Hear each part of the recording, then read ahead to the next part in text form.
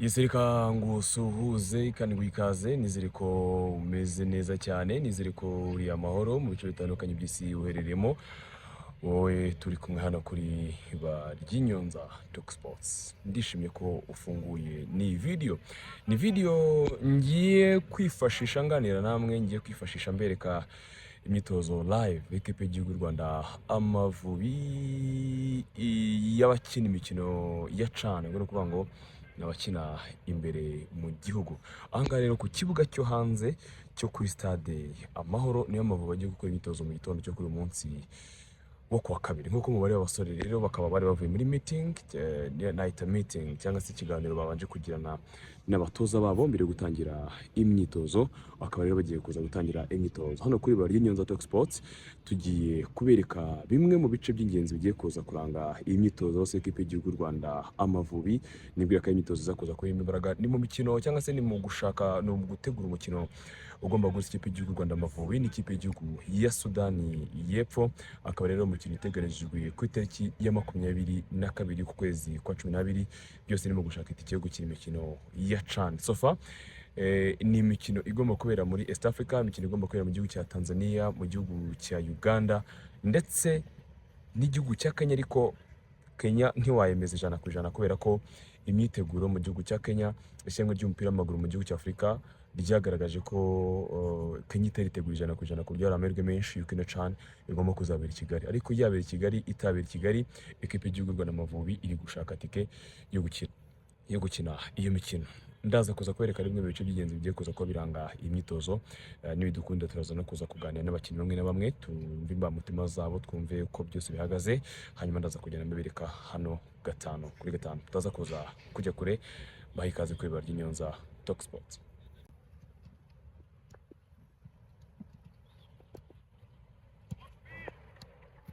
Yo my man, meze bite bana?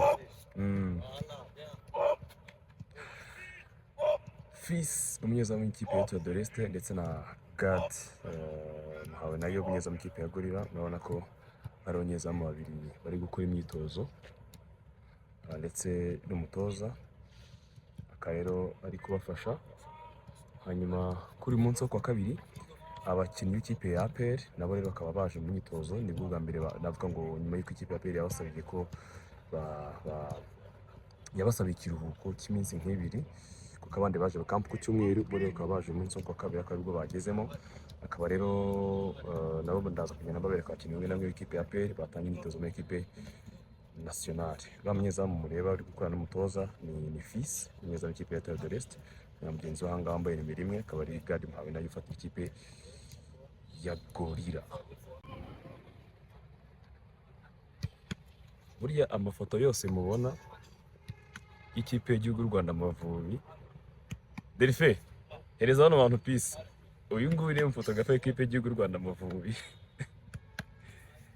Azajya ahora inyuma ya kamera mutamubona, ariko akaza akora kamutunze kabari munsi naka, niwe official photographer w'ikipe y'igihugu Rwanda Amavubi. Nta blague mu kazi bari muri cyane. Ni umwe mu bafotografa bagishinga ibi kugira ngo bafate ifoto.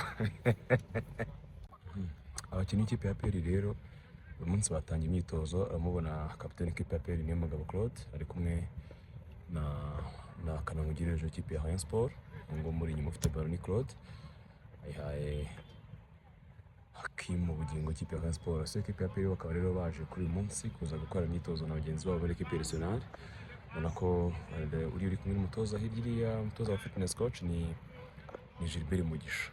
Ubona ko ari kugenda bereka nyine ibyo ashaka yuko bakora. Akaba rero ari abasore equipe y'igihugu Rwanda Amavubi. Uramubona Nigena Clement ari kumwe na mugenzi we bakina na equipe ya APR Bosco Rubonika. Ubona ko ni exercice bari guhabwa cyane cyane, ariko exercice zijyanye na marquage. Ni marquage, urabona ko ni imyitozo urebye no mwitozo ukuntu uteye, bari kwiga ku marquage ndetse no kwikura ku mukinnyi uburyo ushaka kwaka ballon uri kumwe n'umudefenseur. Reka twifashisha bano bakinnyi banyegereye. Urabona uyu ngo ni Tuyisenge Arsène Tuguma ari kumwe na mugenzi wa Hakim ndetse na Kanamugire Roger, akajyaho kandi Iraguha Hadj ndetse na mugenzi we Claude Pfiria. nuza kuza kubona uburyo umwitozo ikipe y'igihugu y'u Rwanda Amavubi ari gukora uburyo umeze, urabona nk'uburyo how can I say, barafatanye ni marikage. Ni ukuvuga ngo nk'ubu ngubu uri umusore Haji yabaye umwataka, noneho Arsene aba umudefanseri, bari kwiga gukora amayinide. Reba rutazamu nka nimero 9 inide agatikisha mugenzi we agatatambuka, uri kubibona kacyo kintu bari kwitoza kano kanya. Reba inide tanga pasi agatagenda, ari gukisha uyu ni umwitozo bavuga ngo ni wo gutoza abataka ariko no defenseur at the same time. Ni ukuvuga ngo niba umwataka ari kwitoza uko ahagarara n'umudefanseri kwitoza guhagarara n'umwataka at the same time. Sinzi mbiri kwibona. Reba cyakora ntabwo ari umwitozo bavuga ngo uri kwitoza ngo abadefenseri bari kwitoza kudefanda gusa, ngo abataka bari kwitoza kwataka gusa. Oya, ni muri rusange, urabibona ko ari muri rusange. Reba Kanamugireje akoreye defense witwa Bugingo Hakim. Kanamugireje akorewe defense noneho na Haji Iraguha. Urabibona umwitozo bari gukora kano kanya, urumvikana. Reba ni umutoza ari kubereka hirya iriya. Reba iko umutoza hirya iriya. Look bikora ko ari kwerekera kuri Keve na Prince. Urabona ko umwitozo ugaragara neza cyane. So ubu ni uburyo rero bw'imyitozo ikipe y'u Rwanda Amavubi bari gukora mu kwitegura match yabo n'ikipe y'igihugu ya Libya. Ndibwira ko umwitozo bari gukora muri kubona neza cyane. Nicyo cyanzanye ahangaha juste kubereka live, kubereka uburyo Amavubi yitoza, ibyo ari kwitoza ibyo ari byo. Ngira ngo urumvikana kandi ni umwitozo mwiza cyane wo gutoza ba rutahizamu na defenseur at the same time. Rutahizamu ko ashobora guhagarara imbere y'umudefenseri akakabaro. Rero kwibona biko n'uburyo ari kurya. Reka nkwereke, reka negere hano hagati aho bavuga axe iri kubera neza, urebe uburyo bashyiranaho imibiri n'uburyo akora protection, noneho we agatwara akaguru. Urebe hanga, reba bugingo shyiraho umubiri agatambuka. Uri kwibona noneho reko noneho ukuntu arusha agiye kubikora, naho mushyizeho umubiri. Reba kora ku mupira gatoya. Aha mugenzi, ni ukuvuga ngo arazana akaguru imbere, reba akaguru imbere. Aha arashyira akaguru imbere, no we arakuryamira nk'umudefenseri ashyira akaguru imbere. Aha noneho bahite bakina nyine kuko ari umupira nyine bakinisha akaguru niko kari butega kiri umupira. Urabibona no mwitozo bari gukora ngaho ukuntu umeze. Look shop pass. Ngo uraryamira umudefenseri, numara kumuryamira ugire gute uhita ukora kuri baro wa mbere. Look nice, imyitozo myiza cyane kabisa. Muvare gukora imyitozo myiza cyane, myiza kabisa, isukuye kandi ifite ikintu yigisha aba defenseri yaba n'abataka at the same time. Uyu mwitozo bagezeho noneho ni umwitozo wo kwiga guteresha umutwe kwa. Urabona ko imbere yanjye tena ndacyafite Kanamugireje, ndacyafite Haje noneho Clement Nigena, hari Aime Ntirushwa. Uyu musore mureba n'umusore muza akina ikipe ya Kigali, niwe wambaye nimero 10 mu kibuga hagati. Uyu nguyu ni umwe mu bakinnyi beza b'abamediateri bari mu kino gihugu. Ibyo mbabwira ni ukuri, buriya abantu bazi umupira, abantu bakurikira baramuzi. Akaba bari ku mwitozo, ni mu mwitozo maze akanya gatoya wo kwiga gukora ku mutwe, amenya gukinisha umutwe. Reba neza uraza kuza kubibona. Uyu nguyu ni Taiba, mbonye umwami Taiba, umusore utazamu ikipe ya APR kutijwe muri Marine. Bambaye umupira mubi cyane.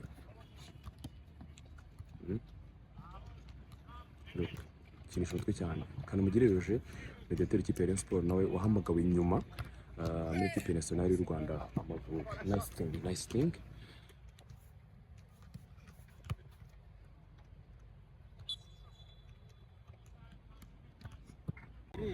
Urabona ko hakoze abanyezamu babiri ikipe y'igihugu y'u Rwanda Amavubi. Hakoze Fils Habineza w'ikipe ya Etoile de l'Est ndetse na Gadi Muhawe nayo umunyezamu wa Gorilla. Uwa gatatu ni Adolphe Hakizimana wa AS Kigali. Ntago ahari kubera ko yagiye gufasha ikipe ya club muri match bafitanye, muri match bafite ya igikombe cy'amahoro. Niyo mpamvu atabonetse mu myitozo y'uyu munsi. Ubu rero bakaba barangije gukora tactique zabo bakoze. Hari zimwe na zimwe tutaberetse kuko tutazemerewe cyane, ko byumvikana ko haba harimo nyine uburyo bw'imikinire. Wenda ndaza kuza kubasobanurira nk'umunyamakuru mu kanya gato, ndaza kuza kubibasobanurira. Ariko bakoze uburyo ntabwo bakoze imyitozo myinshi. Iyi ni imyitozo bakoze muri kino gitondo hano ku kibuga cyo hanze cyo kuri Stade Amahoro. Buriya ndaza no kubabwira byinshi mu byo nabonye bakoze, mu mayeri bakoresheje cyangwa se uburyo bwo gukina. Abakinnyi nabonye nk'ijisho ry'umunyamakuru bashobora kuzagirirwa icyizere cyo kuba bakina, babona umwanya uhagije wo gukina. Ndaza kuza kubiberekaho gatoya, mu kanya gatoya nibuze kuza kuhita bibabwira, ariko biragaragara ko bageze ku musozo w'imyitozo bafite uyu munsi. Ntabwo ari imyitozo myinshi bakoze, cyane ko bari bafite imyitozo kabiri ku munsi. Bakoze nonaha mu gitondo ku isaha saa 9 bafite n'imyitozo kuri stade regional ya Kigali i Nyamirambo. Akaba rero ariko bihagaze. Wenda tutiriwe tuza kujya gufata andi mashusho n'ibiki byose byo kubabwira, hari ibyo naberetse mu myitozo bakoze, mu mayeri bakoresheje, ariko ibyo ntaberetse ni uko ntari nemerewe kubibereka. Cyakora uburyo bwari burimo hari harimo uburyo bwo kwiga gukina, kwiga gukareba uburyo bwo gukora igitego. Ni imyitozo nakita rusange akenshi abantu bakunda gukoresha, ariko naje kuza gusobanurirwa impamvu zabyo, naje kuza gusobanurirwa uburyo bwabo bw'imikorere aho bushingiye. Muri cyeka ndi nko kubibereka niko byakoroha, ariko uburyo bwo gukariya umupira kuva mu kibuga hagati, bagakoresha nimero 2 cyangwa se nimero 3 mu gutambutsa imipira, ariko bayihawe n'abawinga.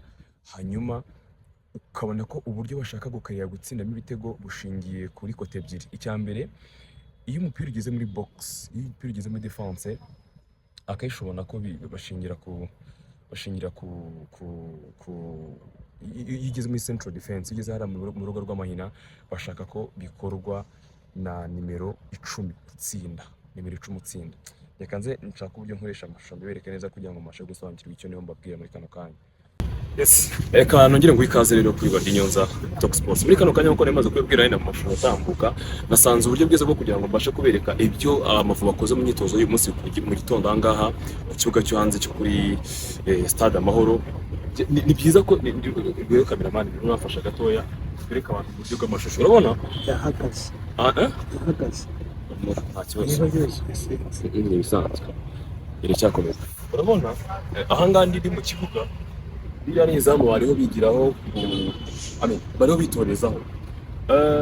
Uruhande niho n'urw'iburyo, abazi umupira cyangwa kuki umupira n'abandi kambereka bimwe by'Amavubi bakozeho imyitozo muri kino gitondo. Wenda nimugwa tuza kuza kwibaza gukora, kuko bakoze session y'isaha imwe kuva saa 3 kugera ku isaha 1.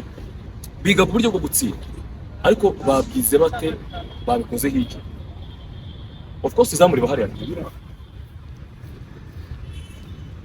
Icyo nshaka kubereka, mediane umupira wavaga muri axe, central defense ari mahanga, bagakinisha abakinnyi bakinaga mu kibuga hagati. Hari harimo Ruboneka, hari harimo Muhire Keve, hari harimo Arsene. Mu myitozo bakoraga nibo bari barimo hagati. Keve agafata baro agahita akinisha umuhungu witwa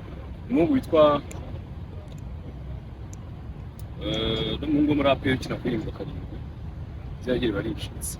Urumva niyo bakinishaga anga y'uburyo, hanyuma we agahita ahindukira agakinisha Serumogo, kuko niyo wasaga kuri nimero 2 bakinaga nimero 2 muri iyi myitozo, kubera ko Ombarenga yaravunitse ntawe uhari. I think no ku munsi w'ejo bwa Amerika akayimuhereza. Noneho icyo nshaka kwereka rero, iyo yamuhaga baro witwa Serumogo habaga ari ibintu bibiri. Icya mbere, iyo baro yayifatiraga muri zino karitsiye, muri iyi zone, amuhaye baro aje muri iyi zone turimo.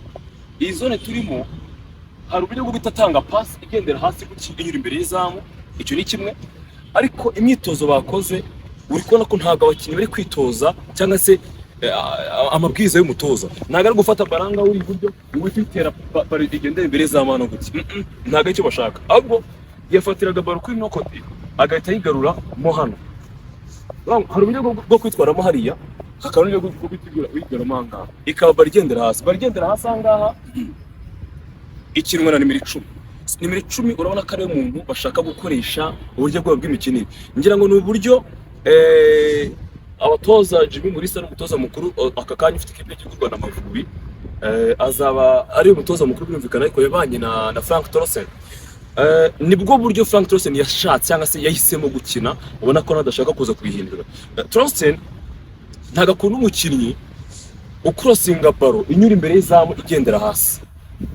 bakubwira ko umukinnyi wakoraga iyo faute yo kuri nimero 2 agatanga baro igenda hasi gute imbere y'izamu yakoraga push-ups, yakoraga propage ko bagakoza amakosa. We atekereza ko cyangwa se yumva ko ikiza ari uguhita uyigaro kuri nimero 10. Ni uburyo nema mubizi abadage bakinamo. Abadage bakina ibintu bya Bayern ya kera, Bayern ya ba Lewandowski, Bayern ya ba Araba, Bayern ya ba Robben, nibwo buryo bwabo bw'imikinire. Hari uburyo bubiri kabyitendyo. Nimero 2 iyo bamaga baro yamaze kujya muri box cyangwa se ari hafi n'urugo rw'amahina, yagombaga gutagarura baro hehe kuri nimero 10. Nico kintu ikipe y'Igihugu n'Amavubi ubona bashaka gukora. Hanyuma bamuha baro yo ku ruhande, ubwo nimero 2 bamuha baro yo kuri wing. Ntabwo nanone yabaga ari wa muntu wemerewe kwitangiza baro igendera hasi muri buno buryo, kuko we ntabwo yizera mu mahirwe yo kuvuga ngo mu defense yakwitsinda, ntabwo ariko akora. Ntabwo ashaka ngo rutazamu zatsinda baro ngo azatsinda inyuza hanga. Ahubwo na nimero 2 niba afashe baro ari hirgiriye atabasha kujyanga kuri box ngo ayigarure kuri nimero 10, icyo yakoraga niki yetega akora centre deuxième poto. Ngira ngo mwajyaga mubibona, reka nkoresha ingiro zumvikana. Muri buke igitego witwa Georgia yatsinze ikipe y'Igihugu ya Lesotho muri Lesotho, ni umupira Ombarenga afasha mu rugo rw'amahina, bakoza amayinite. Ombarenga arazamuka ageze mu rugo rw'amahina, ntabwo yanyuje baro imbere zamu, yarazamutse noneho Georgia ahagarana uhanga iza muri hariya, ahita agira gute, ahita agaruka baro gutya byane kubwega byo gutugarura baro kuri nimero 10, agaruka baro ahita deposa mu izamu, yagaruye baro ahita ayikontrola n'imoso ateshinge umupira mu izamu. Ubwo ni urugero rwa mbere nguhaye. Urundi rugero rwa kabiri, igitego Nshuti Innocent atsinze ikipe y'Igihugu Nigeria ejo bundi muri Nigeria. Muribuka ko yazamukanye bari hari ibumoso ayihereza Mangwende, arangije mu kwinjira muri box kuko yayihaye Mangwende imbere. Mangwende ntabwo nawe yese nyuzura iruhande rw'izamu gutigenda, ahubwo byabaye ngombwa yuko yikata yigarura aho Nshuti yarara. Niyo ngo yagaruye bari inyuma ahita deposa. Mpamvu yagaruye bari inyuma nihe Oronere yamaze kwinjira muri box. Impamvu Bayinga yagaruye bari inyuma nihe Oronere yamaze kwinjira muri box. Ubwo nibwo buryo ubona ko ikipe y'Igihugu n'Amavubi bashaka gukinamo. Ngayo nguko nicyo nashaka kubereka kimwe muri tactique zibereye ahangaha cyangwa se mu buryo bw'imikinire tubanye mu myitozo y'ikipe y'Igihugu Rwanda Amavubi. Bafite match y'ikipe y'Igihugu ya South Sudan, bari kwitegura gukinira Ijuba. Amakuru namenye nuko bazagenda ku munsi wo kuwa 4 ku masaha za 3 saa 4 nibwo bazafata rutemitere bekeze Ijuba mu gihugu cya South Sudan. Na nosyo cyane sofa uyu munsi bari kuri dogere 40 z'ubushyuhe.